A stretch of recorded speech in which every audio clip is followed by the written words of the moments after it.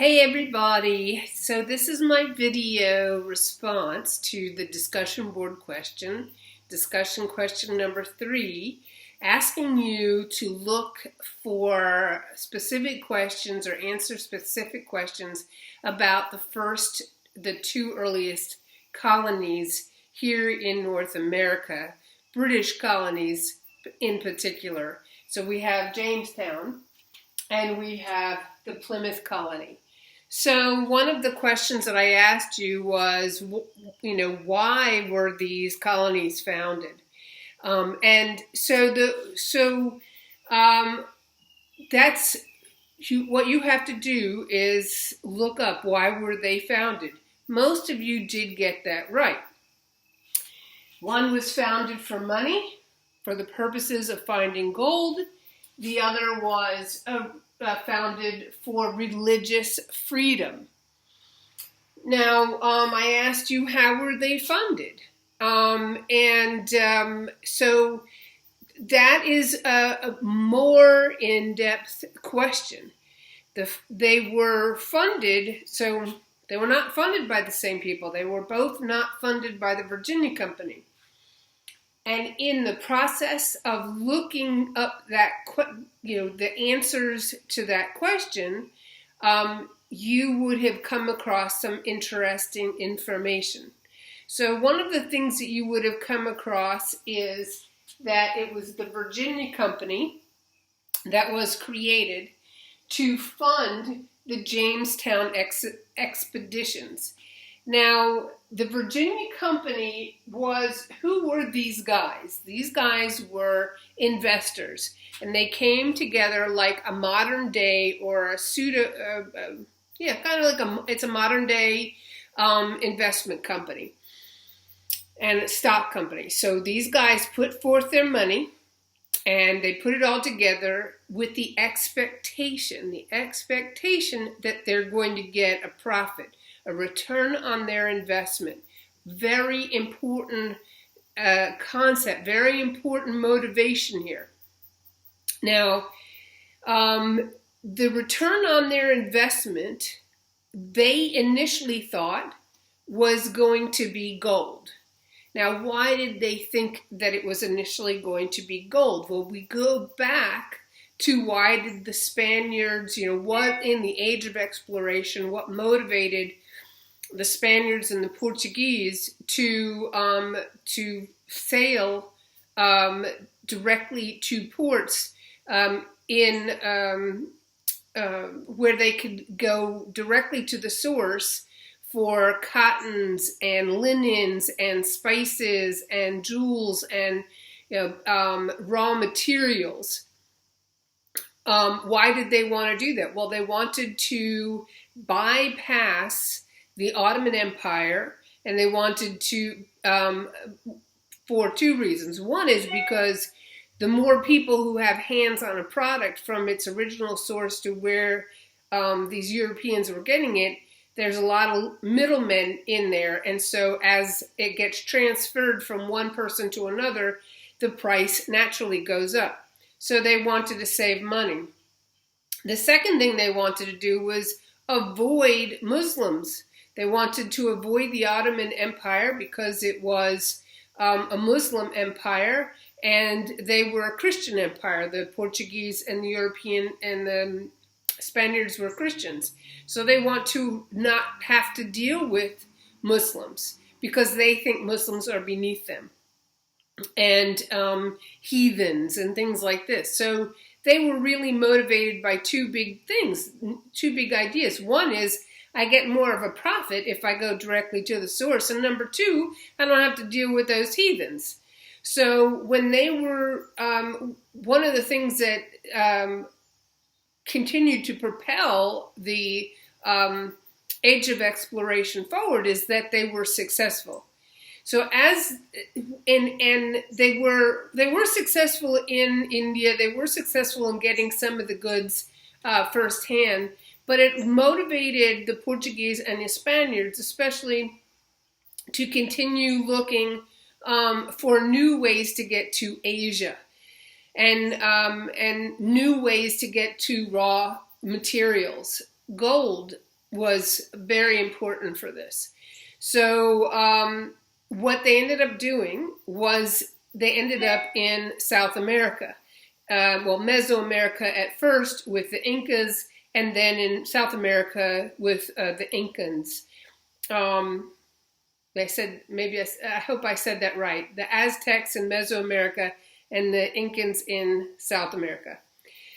And one of the things that really blew the Spaniards away, which then blew away the Dutch and the French and the English, is that when the Spaniards landed in Mesoamerica and in South America, there was gold in abundance because it was a natural resource, and it was gold in abundance.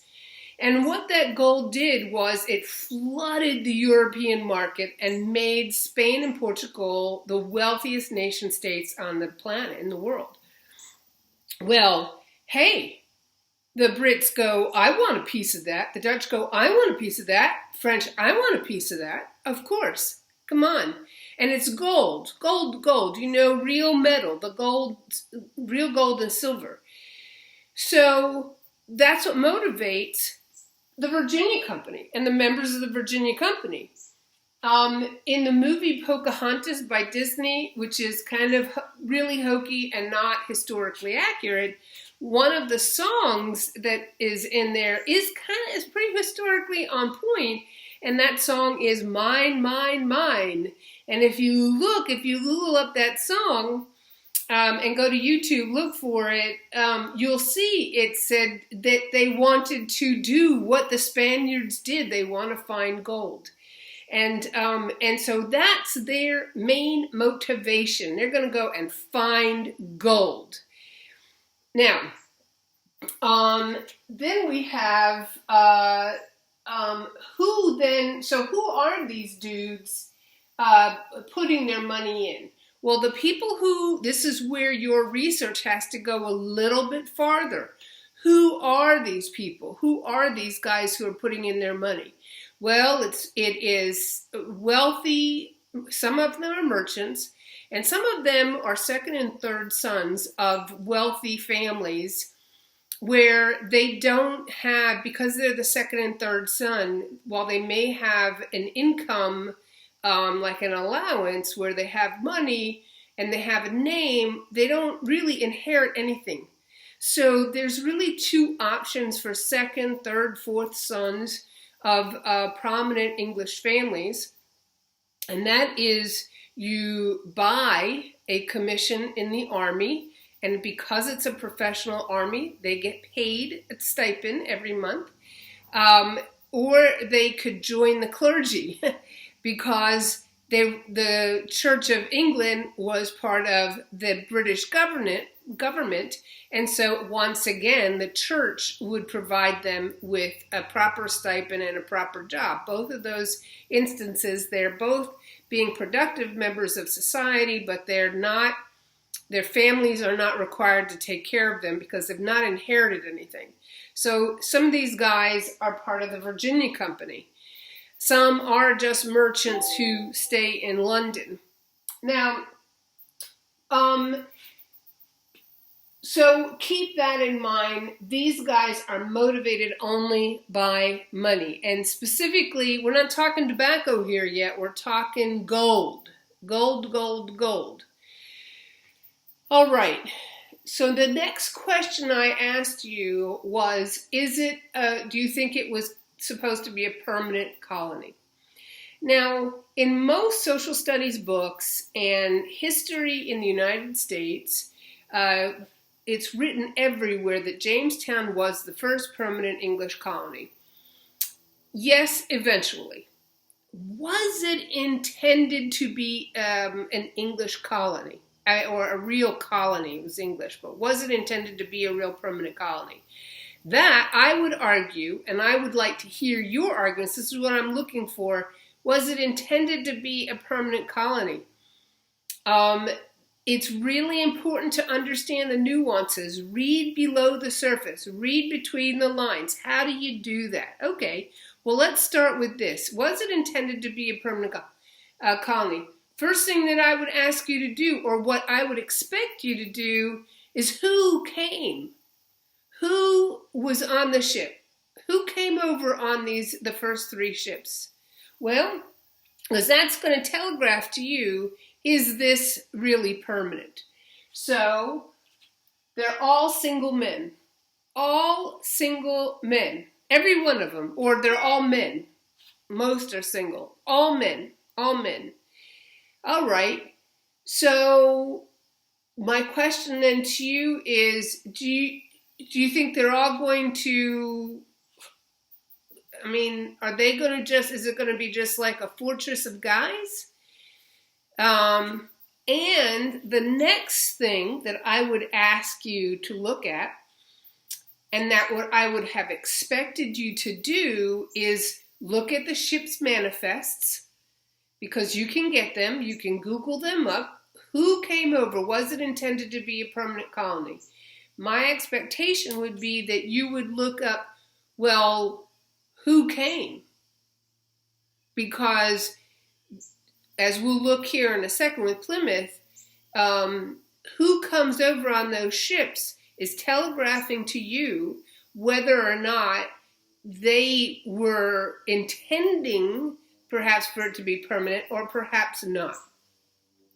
And so who were they? Well, they were all men, and there were, when you look at those ship manifests, you're going to see very few are builders, very few are laborers. The majority of all the men on the ships, all 3 original ships, all of these, they were gentlemen. They were gentlemen. Now, who the heck are gentlemen? Think about that. And it says it on the manifest. You can see this for yourself. So they're gentlemen. Think about what it means in this time period to be a gentleman. Does that mean that you are accustomed to cooking your food? Does it mean that you are accustomed to heavy labor? Does it mean that you are accustomed to hunting and cleaning your food? You know, skinning it, gutting it, preparing it for smoking it, and then making dishes. So what does that tell you? What's that telegraph to you if these guys are, majority of them are all gentlemen? Well, it should be telegraphing to you that they really don't have experience in creating or doing anything. Their experience is in having people do for them. Very big deal. Now, gentlemen by and large could have a position. They could be attorneys, lawyers, they could be merchants. There's a lot of things they could do which might be labor. They'd be doing something, but it is not usually physical labor. Physical labor is usually left for laborers, people who are servants, people who work for you in this time period. And I would expect in this question for you to know that, for you to look up these guys, and the question would be, well, who are these guys? And when you see that there are more gentlemen on all 3 ships than there are laborers or bricklayers. There's 1 bricklayer. There's, there are perfumers. There's a guy who is only about perfume on the ship. So, you know, if you're going to go to be permanent, are you all going to be a bunch of guys? Are you not able to fend for yourself and you're relying on very few laborers? It telegraphs to me, if they thought they were going to be there for good, they were going to expect the Native Americans to fall in and just submit to them like the Aztec did to the Spaniards. So, you know, what was going on in their head? And that's part of studying history, is trying to figure this out. Now, it's not a perfect science by any means, and you are using some supposition in answering these questions, but there are some pretty great sources that define what a gentleman's what an expectation of a gentleman was. Whether they were participated in physical labor. Now, okay, so you know that there's more gentlemen than there are laborers. So then the next little clue that telegraphs to you what this group was like is John Smith's own words. He was one of the captains. That is true. He was one of the captains of the 3 ships. There were 3 captains. He was one. He was an adventurer. He was used to being out and about and roughing it. And what does he say? His own words are, you don't work, you don't eat. You don't work, you don't eat. What does that telegraph to you? So you already have this group of guys who are gentlemen who are not used to working. And now you have a demand, a mandate, an expectation. Hey, look, if you want to eat, you're going to have to work here. So what does that tell you about the cohesiveness of this group? What does it tell you about their understanding of working together and building any kind of a real fort, a base for them? And then one of the things that is in your textbook, and also you can, in the process of answering these questions, you will see, especially when we get to Plymouth and who funded them, you see that by the time the Plymouth people in the 1620 comes up to them, 1618, 17, they reach out to the Virginia Company, but by that time the Virginia Company is dead broke. Why are they dead broke? They're dead broke because this didn't pan out. They're looking for gold, and what they end up finding, end up discovering is tobacco. They don't go out there on their first exhibitions in expeditions. I'm sorry, I'm having trouble speaking today. But they're not leaving England with the belief that they're going to find tobacco. Tobacco was brought back by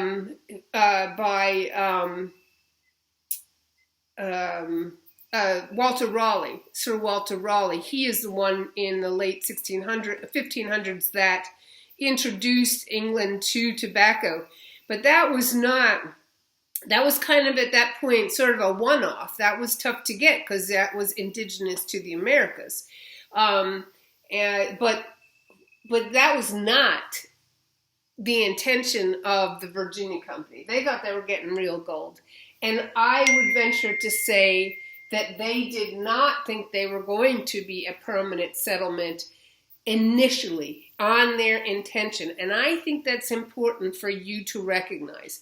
I think as we study American history, we need to understand the intentions of people. What were the expectations of people? Not the outcome, just the outcome, but what were the expectations as well?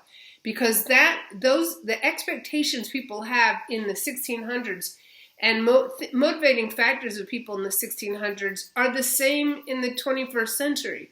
People are people are people. And history is this like crystal ball that kind of, all we have to do is look, and not just look at the surface, but look deeper and think a little bit deeper. Analyze what it is you're looking at. Don't just come to the quick conclusion because all your textbooks have said it. Figure it out on your own. There's a reason why I'm asking you these questions. Okay, so, and we'll get to how we're influenced by some of these things even now. So, when we look at Plymouth by comparison, Plymouth is founded by the Separatists. Okay, William Bradford and his crew. So, if you were doing your research, you would have known that this particular group who went on the Mayflower were called Separatists. Now, these folks were extremely fanatical. And if you were in my classroom, I would be showing you a YouTube video of Pat Robertson and Jerry Falwell right after the 9/11 event happened, after the towers came down, and how they are blaming the people for being progressive and running away from God, for 9/11, and that it was God's wrath. Like, God made 9/11 happen because he's so angry with us. I mean, this is his thinking. So, or this was their thinking. Well, it's the same thing here. The separatists, these particular Puritan separatists, first moved to Holland because they thought England was just, going to hell in a bucket, and that God was going to come down and just destroy England. So what did they do? They go to Holland. Well, they go to Holland, and Holland's no better. So they say, well, we got to figure out what we're going to do. And this is around 1618, something around there.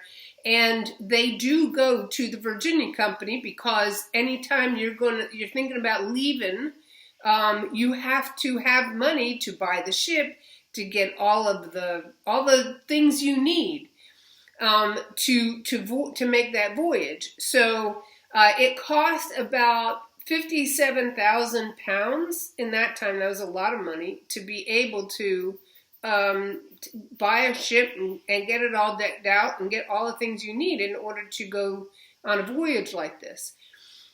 So they do initially go to the Virginia Company, as some of you said, but the Virginia Company, by the time they get there, is really dead broke. So what the Virginia Company does for them is they try to raise money to support them.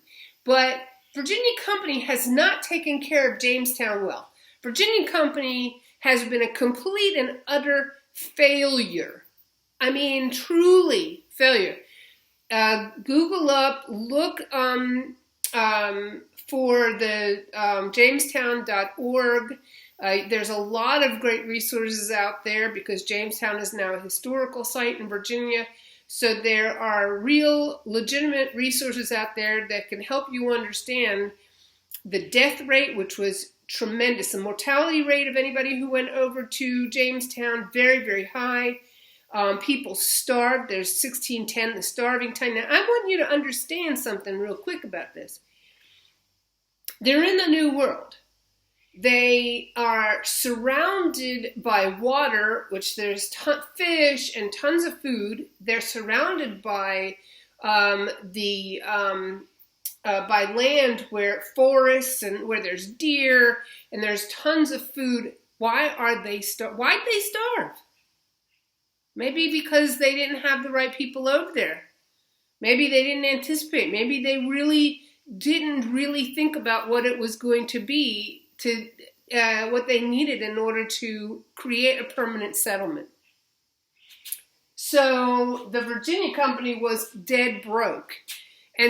But the Virginia Company had an in with the king. They were able to petition the king to get a charter for the Plymouth Company, to be able to, or the Puritans, the separatists, to be able to get a charter to the New World and get land.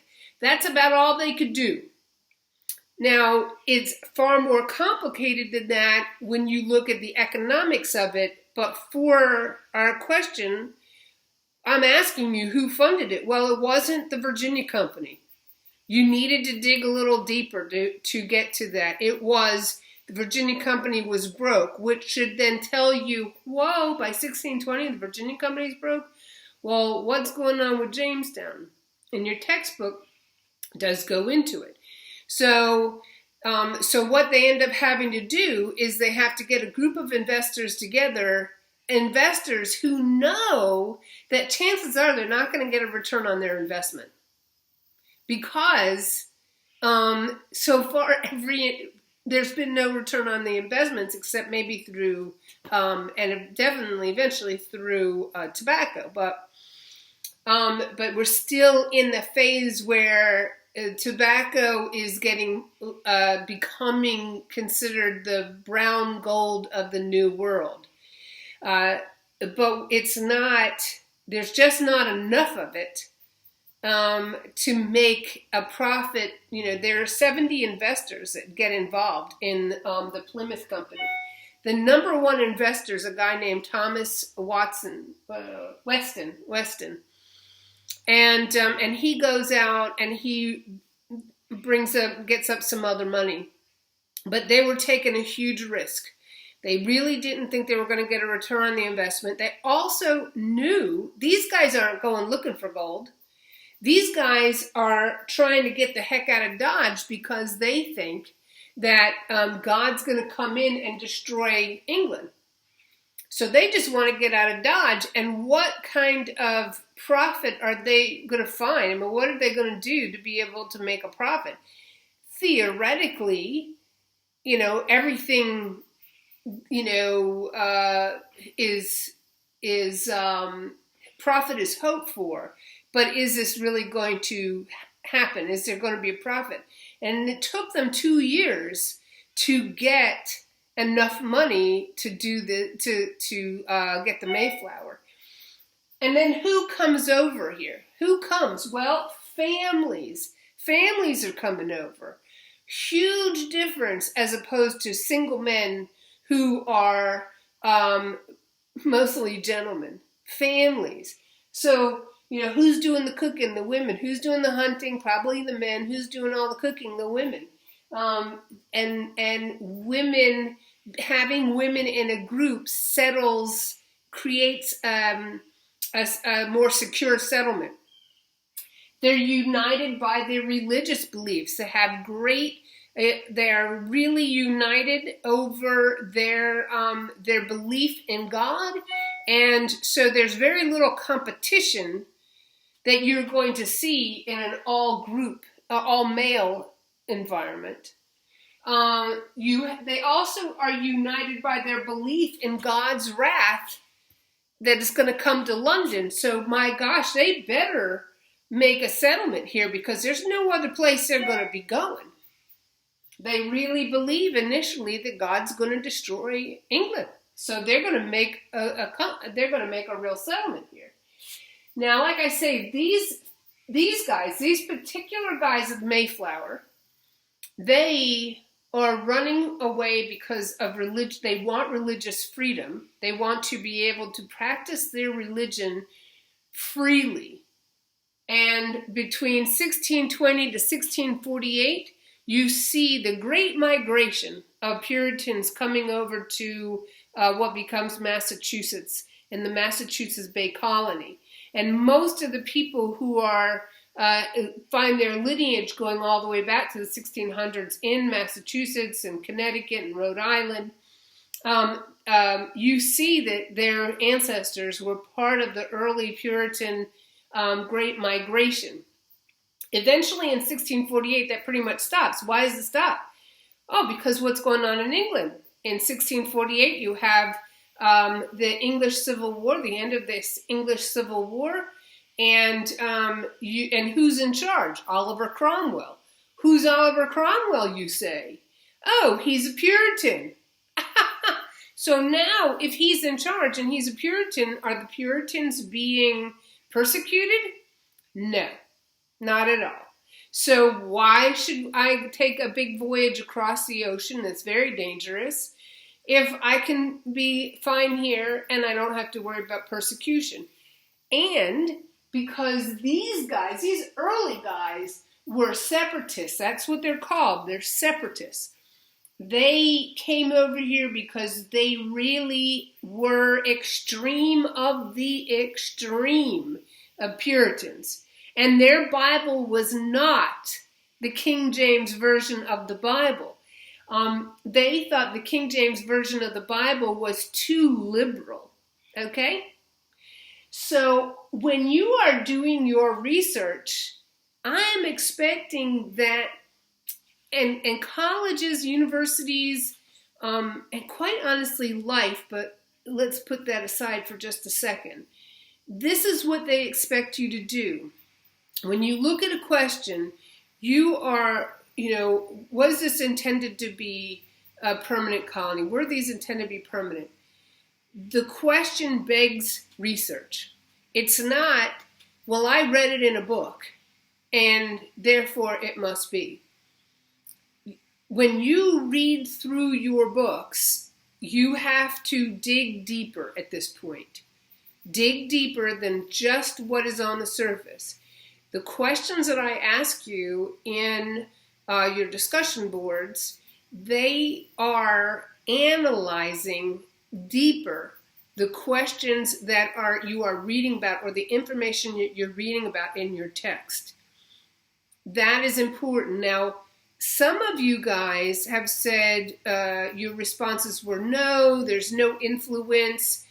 Some of the people said, well, there's no influence because today we address Native Americans, and we try to be more kind to Native Americans, and that is true. In both of these situations, these two groups of people we wouldn't be talking about them if it weren't for the Native Americans helping them.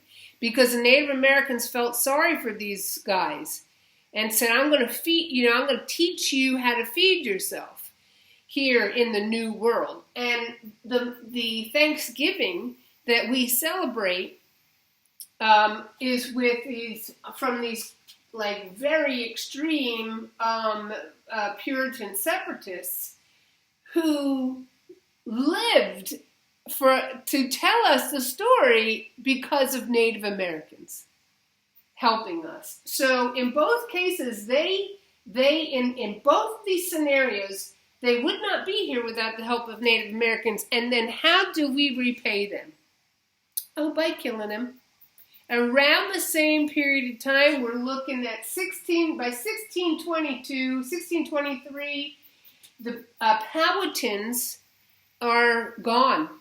They're gone. There were Indian battles with the Powhatans that are in your textbook, and the Jamestown people push and push and push. They want more and more land. Why? Because the gold they eventually found was in the form of tobacco. Thank you, Native Americans, for showing the Europeans how to grow this. And then once the Europeans learn how to grow this, they're like, I want to grow more, because what is tobacco? Well, it's a drug. That's what it is. And what did England want? England wanted tobacco. Why? Because it made them feel really great. Now, it's not like marijuana, but it gives you a little buzz. And right now, in 21st century, and in the last probably 80 years, 60, 80 years, the tobacco industry, put all kinds of crazy stuff, tar and nicotine, in tobacco to help you get hooked so that you'll buy it, because that was part of their strategy for making money. But tobacco was used very often in Native American societies as a means by you would pass around the peace pipe that had tobacco in it, and that was a way of sort of like breaking bread. This is how you came together and shared the peace pipe before you started negotiating or having any kind of community with each other like that. But the people in Jamestown were like, no. They were driven by profit.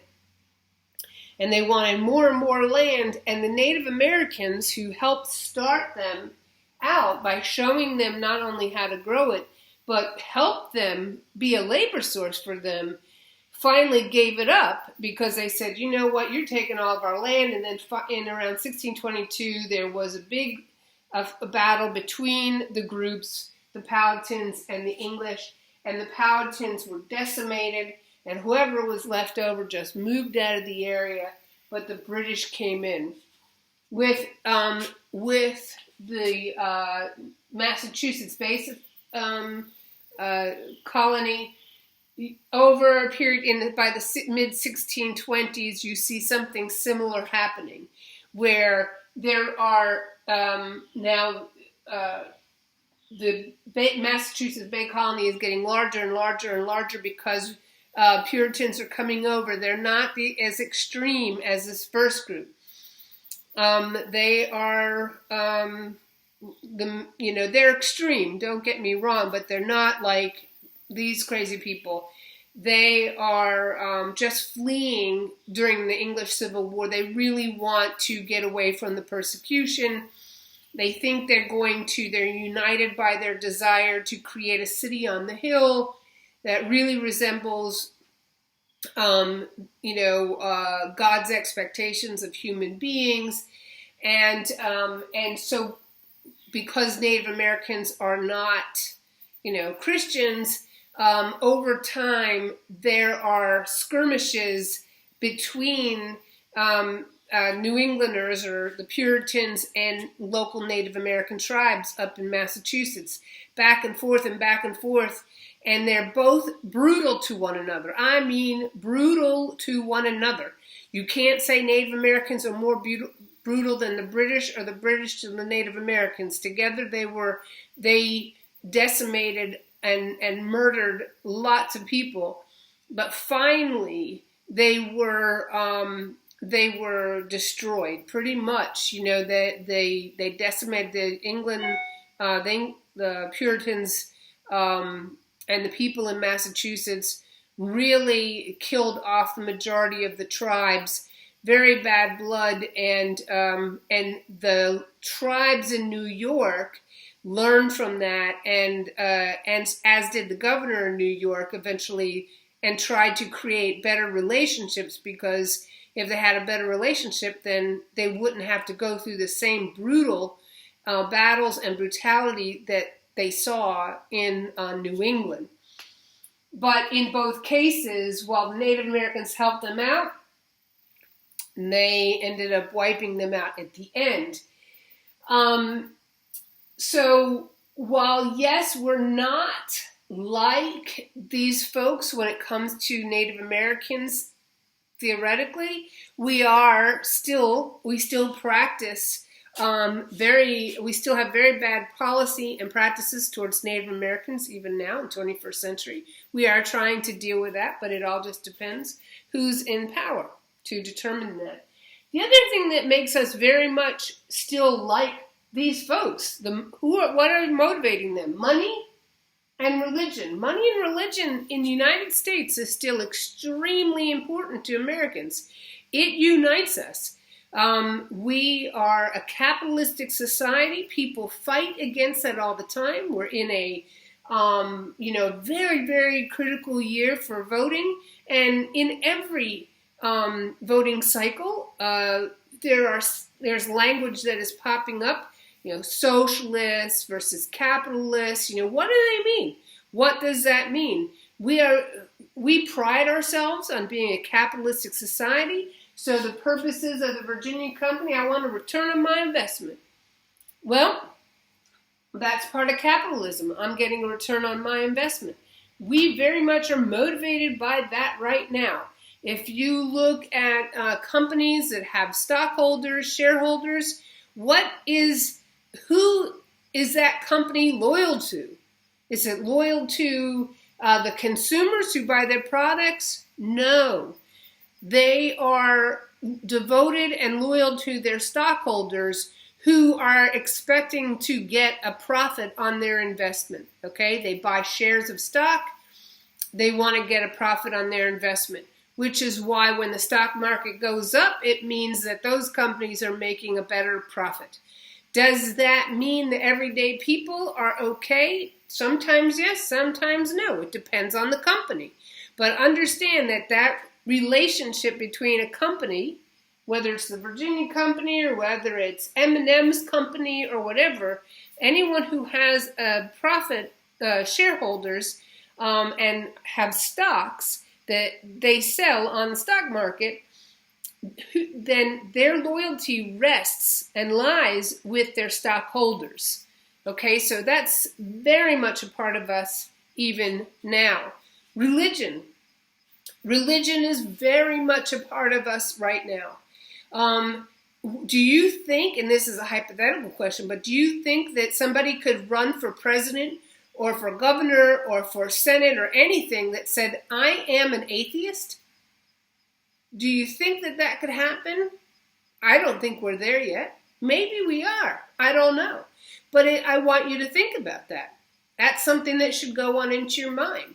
Do we have religious groups in this country who vote or who exercise any kind of power through their belief and understanding of how they practice their religion?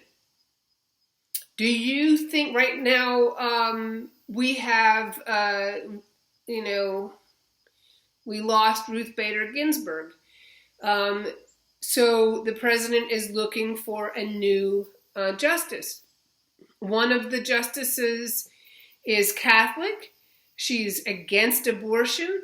And do you think, and this is a hypothetical question, this is part of analyzing and critical thinking, do you think that her belief system is going to play a role in how she exercises her judgment and uses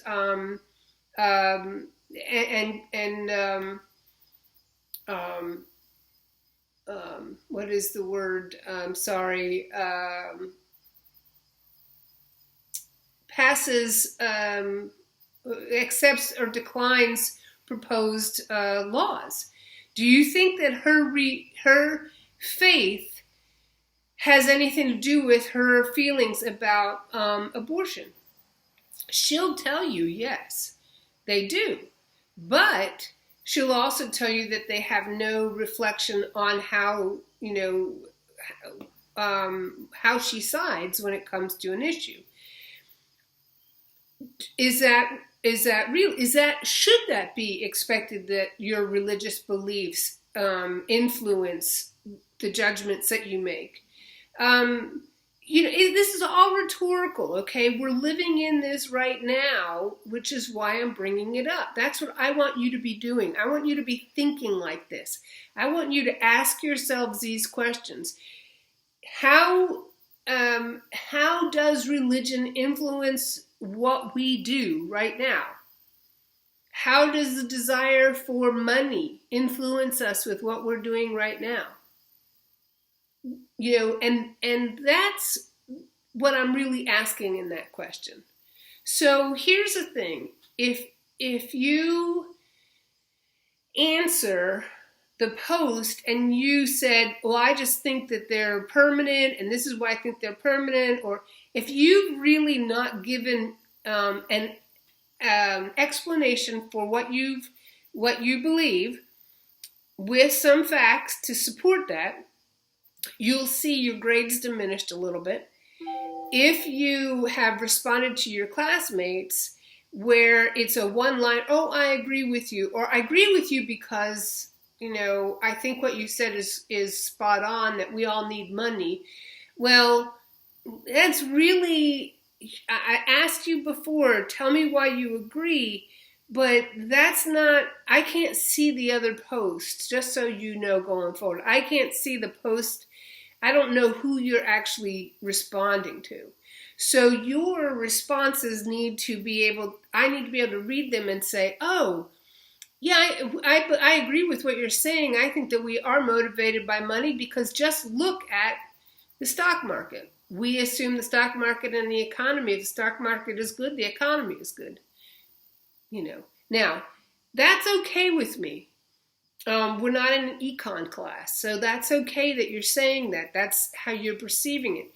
But it gives me, what you're saying is based in fact. I think we're dealing, that we still believe in money because look at the stock market now, or something like that. Look at our economy now in respect to other economies, something that has some kind of support to it, not just a statement, I agree, because I think we all want money.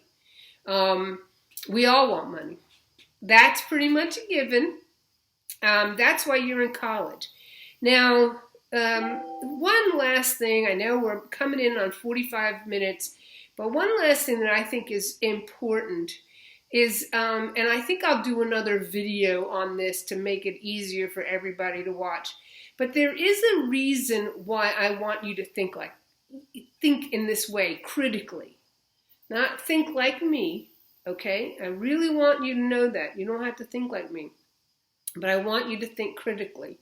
And it does have a lot to do with not only being able to do well in university, but it really does have a lot to gravity with regards to how you do in life.